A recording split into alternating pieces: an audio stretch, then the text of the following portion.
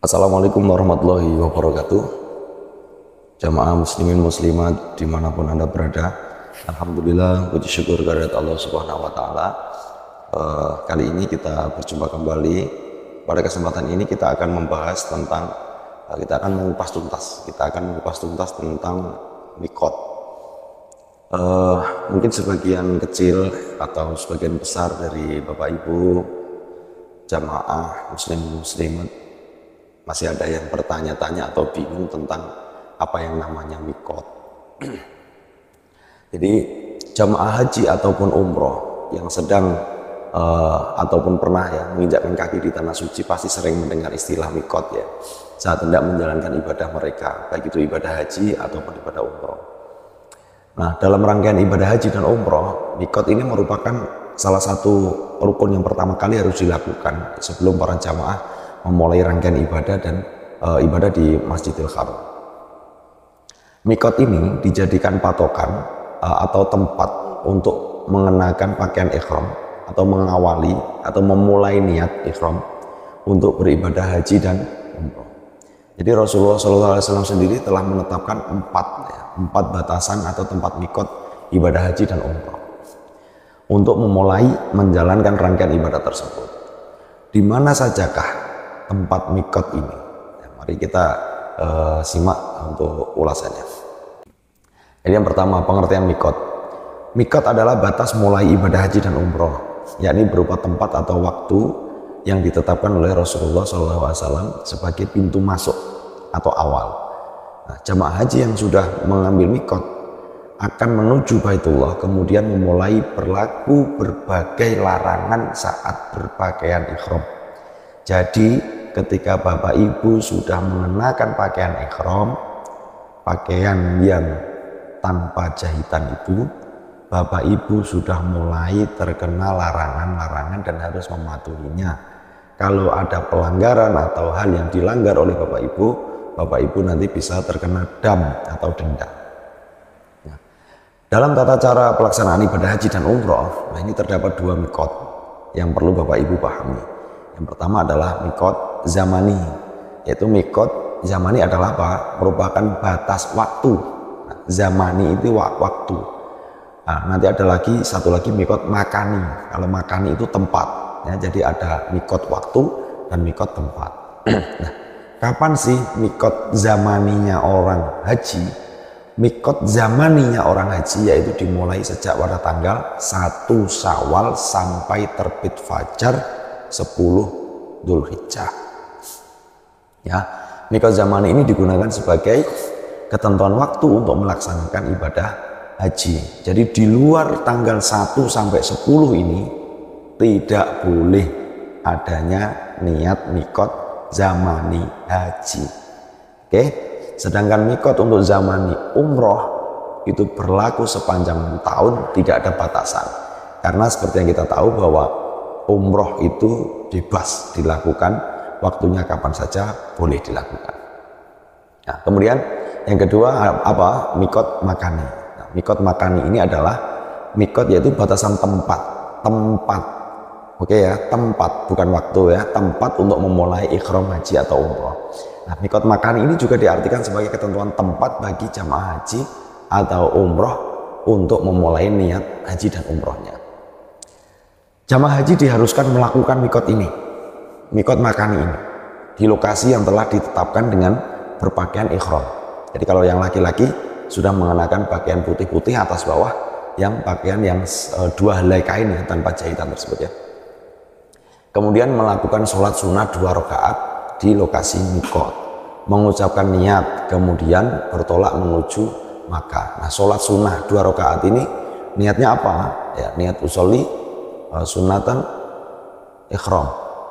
Jadi niat sholat sunnah ihram. Ya, oke. Kemudian mengucapkan niat tersebut 2 rakaat, kemudian bertolak menuju Mekah untuk tawaf di Baitullah dan sa'i. Kemudian ini ada hadis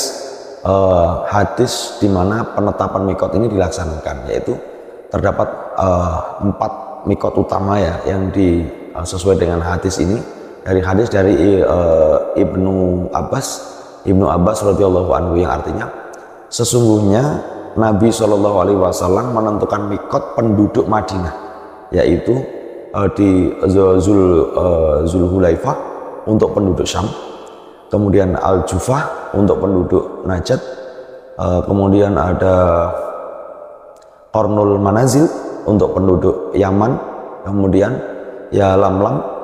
Nah, beliau bersabda, tempat-tempat ini berlaku bagi mereka dan orang-orang yang datang lewat tempat tersebut, meskipun bukan penduduknya. Bagi orang yang ingin melakukan haji dan umroh, dan barang siapa yang tinggal atau sebelum mikot, maka ikhramnya dimulai dari keluarganya atau rumahnya, bahkan termasuk penduduk Mekah sendiri, yaitu memulai ikhram hajinya dari Makkah.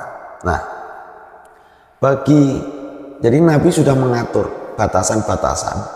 Kalau Bapak Ibu ini tinggalnya dari Indonesia,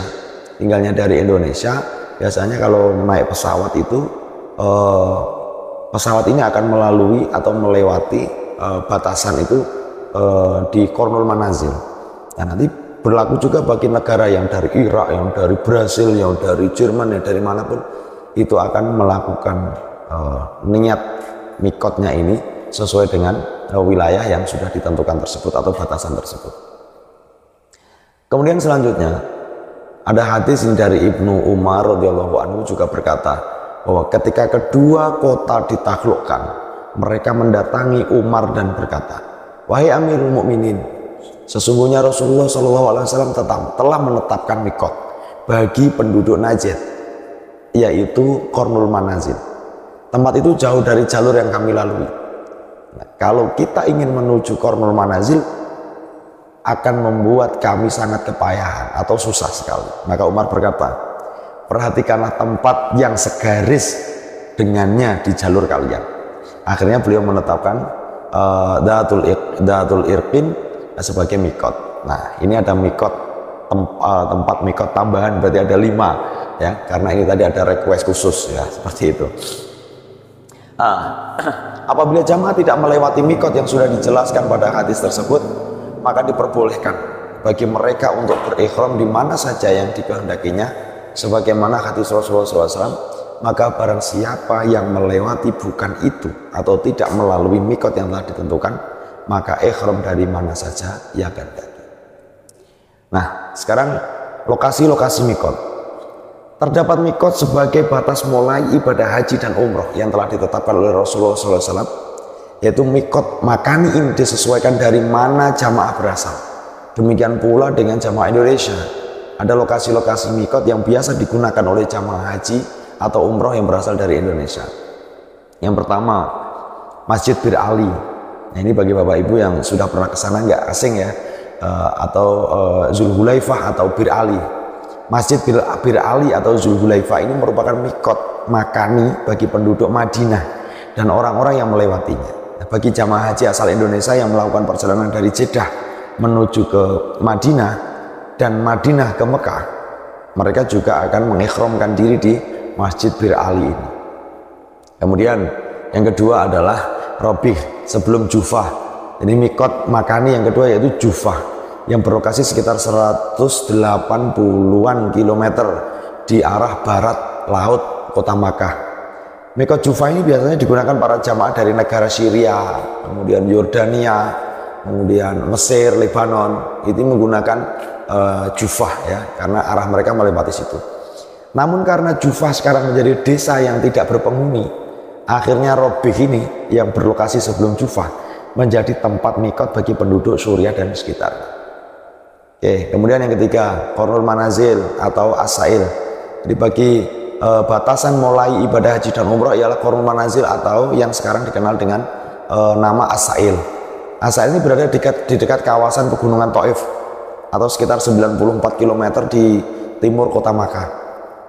Nah, biasanya kalau jamaah umroh dari Indonesia, ini durasi waktu kurang lebih sekitar 1 jam ya sebelum mendarat di Mekah ini, biasanya bisa memulai niat di atas pesawat ini kurang lebih sekitar 40 menit sampai 1 jam sebelum mendarat ya. Jadi mikot ini menjadi lokasi mikot bagi para jamaah dari Najd dan dari Dubai, serta bagi para jamaah haji dan umroh yang datang dari arah timur kota Makkah. Kemudian Yang keempat ada Yalamlam. Yalamlam. Ini selanjutnya batas ibadah haji dan umroh ialah Yalamlam yang berada di sekitar 90-an kilometer dari arah tenggara kota Mekah. Mikot ini dijadikan mikot para jamaah dari Yaman, orang-orang yang melalui rute sama ya, seperti jamaah dari India, Cina, Jepang, Pakistan. Ini mereka menggunakan mikot Yalamlam. Kemudian ada juga yang dari Indonesia ini menggunakan Yalamlam. Jadi tergantung nanti travel yang Bapak Ibu gunakan, nanti mengarahkannya akan menggunakan Yalamlam atau menggunakan Qornul Manazil ya. Jadi itu nanti tergantung arahan dari travelnya biasanya ya. Kemudian yang kelima, yang terakhir adalah Dhatul Irqin. Kemudian mikot yang kelima ini yang berjarak sekitar sama 90-an kilometer di arah timur laut kota Mekah. Lokasi ini biasanya dijadikan mikot oleh para jamaah haji dan umroh dari Iran, kemudian Irak, atau yang melalui rute yang sama. Jadi Bapak Ibu sekalian, penting untuk mengetahui apa ini mikot zamani, apa ini mikot makani, kemudian tempat-tempat di mana Bapak Ibu bisa mengambil mikot awal kedatangan ya, mikot awal kedatangan. Ini penting sekali Bapak Ibu ketahui, karena ini menjadi patokan utama syarat sah dan rukunnya Bapak Ibu menjalankan ibadah haji dan umroh. Terima kasih, semoga bermanfaat. Wallahul muwaffiq ila aqwamit thoriq. Wassalamualaikum warahmatullahi wabarakatuh.